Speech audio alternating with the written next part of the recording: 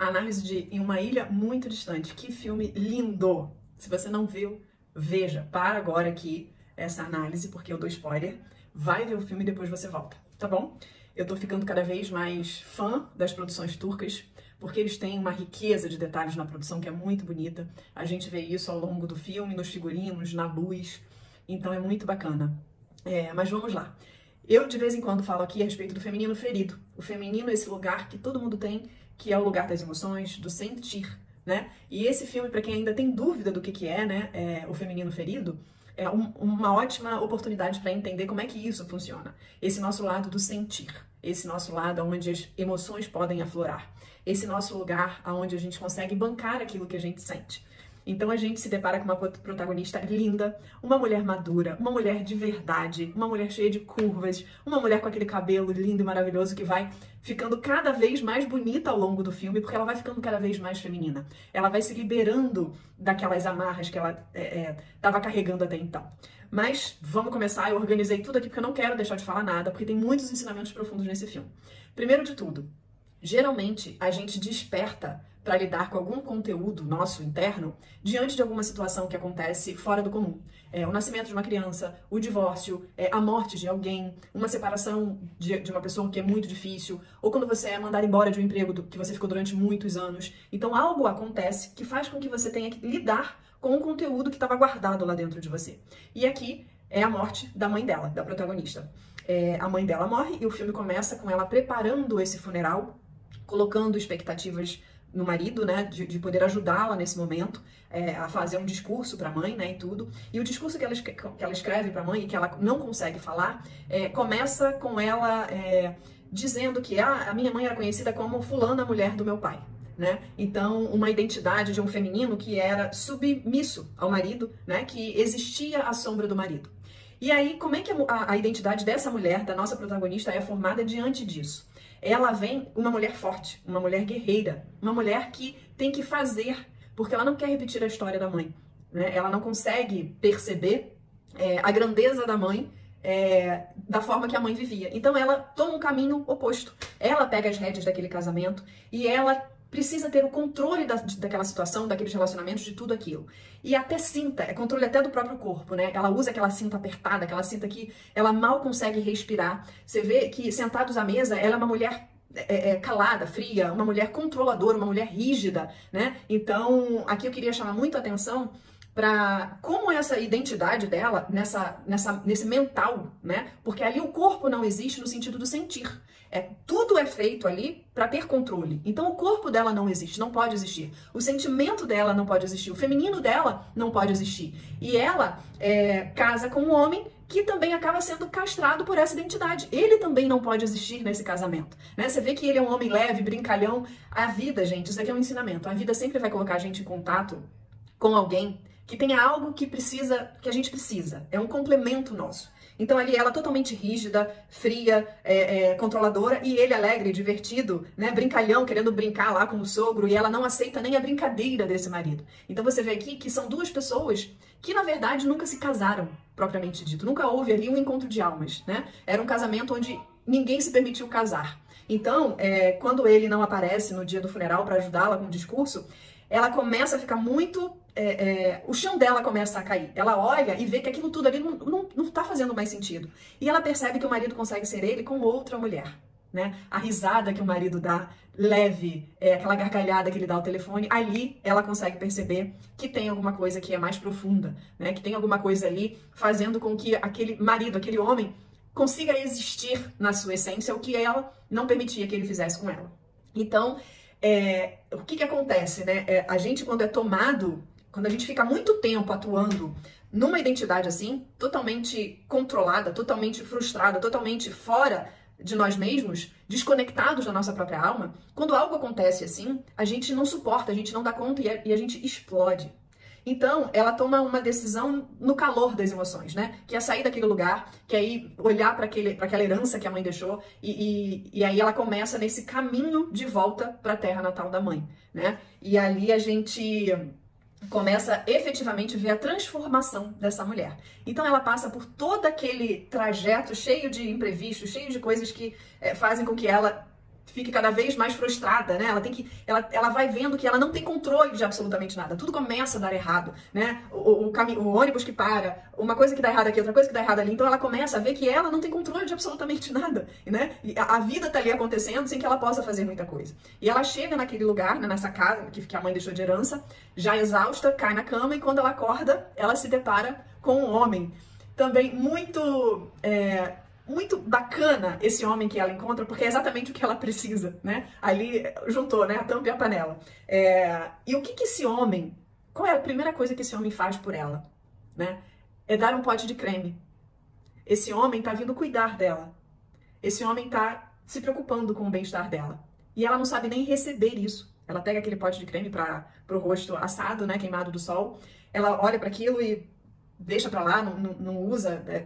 Ela não consegue se deixar ser cuidada, né? Ela não tem experiência com isso, porque até então ela só cuidava das pessoas. Então é uma coisa muito nova para ela, né? Então ela se depara com esse homem muito magoado também da vida, que foi traído, que foi abandonado, que tem uma história de vida também muito difícil e que se fechou para a vida também como ela a partir de uma tragédia que aconteceu, né? Da separação dele. Então ali começa a haver a cura para os dois, né? O filme é lindo nesse sentido que ele traz cura para uma mulher específica, né, que é a protagonista, e através dela a cura consegue fluir para outras pessoas, né? Uma mulher curada cura outras pessoas. E é esse processo também que o filme mostra de uma forma muito bonita, né? Até o final a gente consegue ver ali que muitas pessoas se beneficiam desse empoderamento dela, mas um empoderamento no lugar de essência, né? Não esse empoderamento que as mulheres têm buscado ultimamente, essa coisa de competir com os homens, não. Quando ela consegue ser aquela mulher feminina, dona de si mesma, é que ela realmente encontra a força dela, né? Então, deixa eu ver aqui para ver se eu não tô pulando nada. Se depara com esse novo horizonte, com esse novo homem, com esse novo lugar, um lugar ensolarado, um lugar com vento, um lugar colorido, um lugar quente, e toda uma nova realidade se apresenta para ela, e ela tem esse conflito inicial, né, de não saber lidar com tudo isso. E aí ela começa um contato, né, mais profundo com as pessoas daquela ilha, começa a entender um pouco mais como é que funciona, começa a se abrir, começa a sentar para conversar com as pessoas, né, começa a ver aqueles homens cantando com o pôr do sol, e aquilo ali vai mexendo com ela, né, vai trazendo, vai emergindo coisas, sentir, né, nela. Ela vai para a feira e ela começa a sentir o corpo, os sentidos vão sendo aflorados, ela quer cheirar o tempero, ela traz flores para dentro de casa, então ela vai começando a existir, né?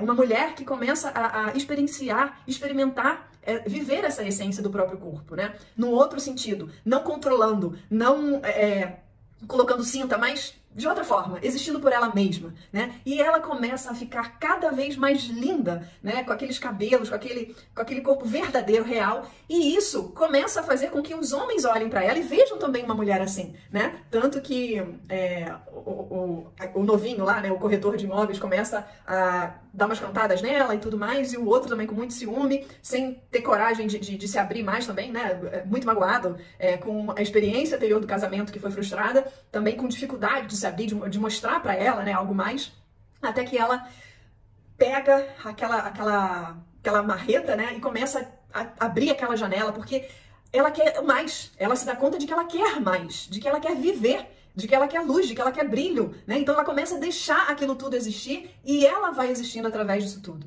né? E aí é muito engraçado que assim, a primeira vez que ela chega na ilha, que ela vai jantar com o corretor de imóveis, ele fala pra ela, não, que você é uma mulher poderosa, independente, e aquilo ali ela se reconhece, porque foi assim que ela foi até então, né? Mas não significa que isso era muito bom, né? Poderosa e independente não necessariamente é aquilo que a gente precisa, né? Então, ela vai tendo que lidar com essa nova mulher, né? Com um novo conceito de uma mulher nova que está surgindo dentro dela, né? Mas ela ainda se pega presa a coisas que ela vivia, a referências que ela tinha dela mesma, né? Então ela fica muito feliz quando o cara fala isso, ela, é isso mesmo, eu sou uma mulher forte e independente, eu realmente sempre dei conta de tudo, mas isso daí foi acabando com ela, minando ela aos poucos, né? E isso é muito comum, gente, a gente vê isso todo dia, toda hora, na vida de muitas mulheres, né? E aí ela chega uma hora que ela tenta, né, falar com o ex-marido, tenta resgatar esse casamento, né, depois de conversar muito lá com com aquele morador da ilha, né? Com o par, né? O novo par dela. Esqueci o nome dele agora, o Josie, né? Acho que é Josie. Naquele barco, os dois conversando, ele falando um pouco mais da vida dele, ela falando um pouco mais da vida dela. Ela liga pro marido para tentar fazer esse resgate, mas ali, gente, não existe mais nada, né? Eram duas pessoas vivendo identidades que elas não suportavam mais. E aí, é como se o mundo dela, como se realmente aquele ciclo fechasse e ela tivesse que lidar com o fim, né? Ela tira a aliança e o simbolismo para as mulheres é algo muito importante. Então, quando uma mulher tira uma aliança do dedo, é porque ela realmente já pensou muito sobre aquilo, né? Porque aquilo ali tem um valor para ela muito grande. O simbolismo de uma aliança para a mulher e para o homem é diferente, né? O simbolismo desses ritos para a mulher faz muito mais sentido do que para o homem, né? O casamento, o homem pedir a mão da mulher em casamento, a aliança, a cerimônia, isso tudo tem muita importância na estrutura psíquica de uma mulher. Então, quando ela retira a aliança, é que ela realmente percebe que ali já foi, já acabou, já é o fim, né? E aí ela parte, né? Ela sofre, primeiro de tudo ela sofre, ela deixa essa dor vir, ela chora tudo aquilo que ela precisa chorar. Né? Ela não foge disso. E isso é muito importante. Isso para o nosso processo de cura é muito importante. Aí ela se joga naquela casa por alguns dias e chora e sofre e deixa tudo aquilo ali vir. E quando ela vem respirando diferente, ela vem com um vestido vermelho, que é outro simbolismo também para a mulher, né? E eu vim hoje, olha, de batom vermelho, pela primeira vez na minha vida usando um batom vermelho, porque eu também estou experimentando, né? Da mesma forma como essa mulher aí também me fez ter vontade de experimentar coisas novas. Então eu me coloquei um batom vermelho para vir aqui falar com vocês desse filme.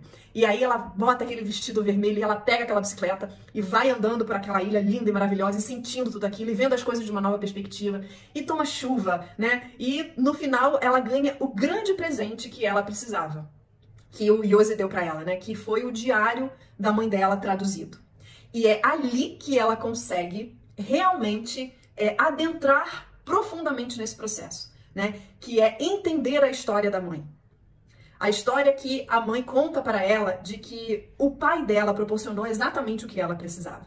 Então ali ela consegue enxergar a mãe e a mulher que era a mãe.